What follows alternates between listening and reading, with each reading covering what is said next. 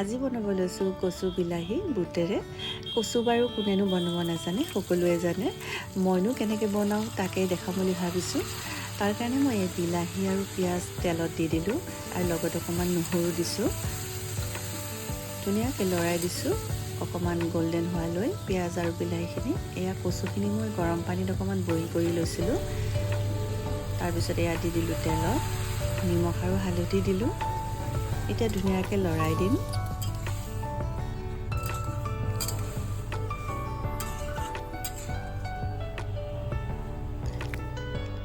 ঢাকনিখন লগাই দিলোঁ, অকণমান সিজক আৰু মই বুটখিনিৰ বাকলিখিনি গুচাই লওঁ। কচুখিনি প্ৰায় হৈয়ে গৈছে আৰু এতিয়া মই বাকলি গুচোৱা বুটখিনি দি দিম। এয়া প্ৰায় হৈয়ে গ'ল, অকণমান লৰাই দিছোঁ আৰু শেষত অকণমান এতিয়া লেবু চেপি দিম। এয়া খুব কম সময়ৰ ভিতৰতে তৈয়াৰ হৈ গ'ল মোৰ কচু শাক শুকান বুটেৰে। খুব টেষ্টি ৰেচিপি হয় এইটো। এবাৰ বনাই খালে আপোনাৰ বাৰে বাৰে খাবলৈ মন কৰিব। আজিৰ ভিডিঅ'টো ইমানতে এৰিছোঁ। কুশলে মংগলে থাকক। আকৌ লগ পাম নেক্সট এটি ভিডিঅ'ত। বাই।